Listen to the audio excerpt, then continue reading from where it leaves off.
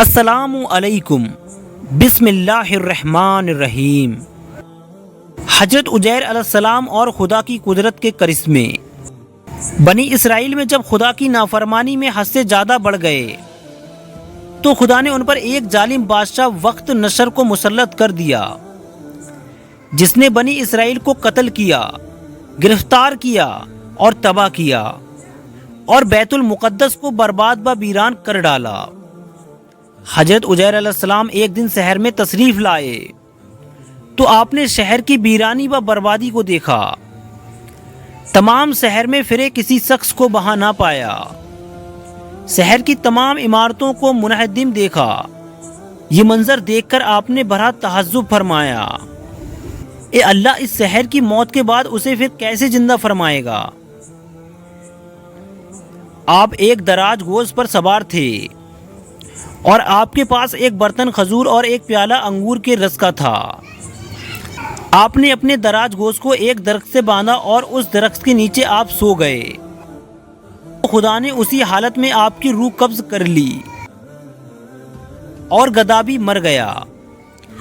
اس واقعے کے 70 سال بعد اللہ تعالیٰ نے شاہین فارس میں ایک بادشاہ کو مسلط کیا اور وہ اپنی فوجیں لے کر بیت المقدس پہنچا اور اس کو پہلے سے بھی بہتر طریقے پر آباد کیا، اور بنی اسرائیل میں جو لوگ باقی رہے تھے خدا تعالیٰ نے انہیں پھر یہاں لایا اور وہ بیت المقدس اور اس کے نبھا میں آباد ہوئے اور ان کی تعداد بڑھتی رہی۔ اس زمانے میں اللہ تعالیٰ نے حضرت عزیر علیہ السلام کو دنیا کی آنکھوں سے پوشیدہ رکھا اور کوئی آپ کو دیکھ نہ سکا۔ جب آپ کی وفات کو 100 سال گزر گئے تو اللہ نے دوبارہ آپ کو زندہ کیا۔ پہلے آنکھوں میں جان آئی، ابھی تمام جسم مردہ تھا، وہ آپ کے دیکھتے ہی دیکھتے زندہ کیا گیا۔ جس وقت آپ سوئے تھے وہ صبح کا وقت تھا، اور 100 سال کے بعد جب آپ دوبارہ زندہ کیے گئے تو یہ شام کا وقت تھا۔ خدا نے پوچھا، اے عزیر، تم یہاں کتنے ٹھہرے؟ آپ نے اندازے سے عرض کیا کہ 1 دن یا کچھ کم۔ آپ کا خیال یہ ہوا کہ یہ اسی دن کی شام ہے جس کی صبح کو سوئے تھے۔ خدا نے فرمایا، بلکہ تم تو 100 برس ٹھہرے ہو۔ اپنے کھانے اور پانی یعنی کھجور اور انگور کے رس کو دیکھیے کہ ویسا ہی ہے، اس میں بو تک نہیں آئی، اور آپ نے گدھے کو بھی ذرا دیکھیے۔ آپ نے دیکھا تو وہ مرا ہوا اور گل چکا تھا، آجا اس کے بکھرے ہوئے اور ہڈی سفید چمک رہی تھی۔ آپ کی نگاہوں کے سامنے اللہ نے اس گدھے کو بھی زندہ فرمایا۔ پہلے اس کے اعضاء جمع ہوئے اور اپنے اپنے موقع پر آئے۔ ہڈیوں پر گوشت چڑھا، گوشت پر کھال آئی، بال نکلے، پھر اس میں روح آئی، اور آپ کے دیکھتے دیکھتے ہی وہ اٹھ کھڑا ہوا اور آواز کرنے لگا۔ آپ نے اللہ کی قدرت کا مشاہدہ کیا اور فرمایا، میں جانتا ہوں کہ اللہ تعالیٰ ہر شے پر قادر ہے۔ پھر آپ اپنی سواری پر سوار ہو کر اپنے محلے میں تشریف لائے اور آپ کو کوئی پہچانتا نہ تھا۔ اندازے سے آپ اپنے مکان پر پہنچے۔ عمر آپ کی وہی 40 سال کی تھی۔ ایک جہیب بڑھیا ملی، وہ آپ کے گھر کی باندھی تھی اور اس نے آپ کو دیکھا تھا۔ آپ نے اس سے پوچھا کہ یہ عزیر کا مکان ہے؟ ہاں، مگر عزیر کو گم ہوئے 100 برس گزر گئے، یہ کہہ کر خوب روئی۔ آپ نے فرمایا، اللہ تعالیٰ نے مجھے 100 برس مردہ رکھا، پھر زندہ کیا۔ بڑھیا بولی، عزیر علیہ السلام مستجاب الدعوات تھے، جو دعا کرتے قبول ہو جایا کرتی تھی۔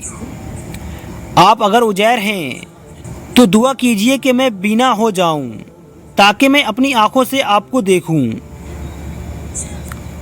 آپ نے دعا کی تو بینا ہو گئی۔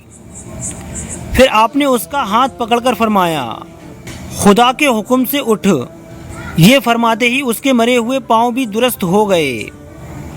اس نے آپ کو دیکھ کر پہچانا اور کہا، میں گواہی دیتی ہوں کہ آپ بے شک عزیر ہی ہیں۔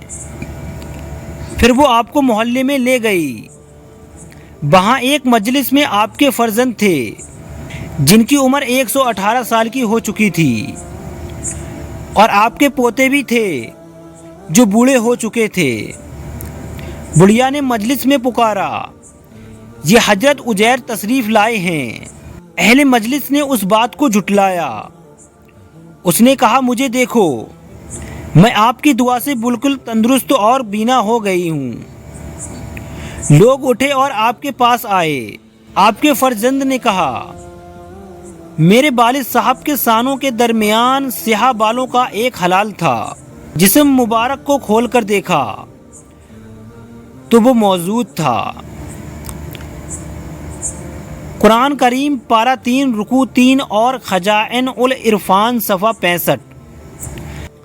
سبق: خدا کی نافرمانی کا ایک نتیجہ یہ بھی ہے، ظالم حاکم مسلط کر دیے جاتے ہیں اور ملک برباد و ویران ہو جاتے ہیں، اور اللہ تعالیٰ بڑی قدرتوں کا مالک ہے، وہ جو چاہے کر سکتا ہے، اور ایک دن اس نے سب کو دوبارہ زندہ کر کے اپنے حضور بلانا ہے اور حساب لینا ہے۔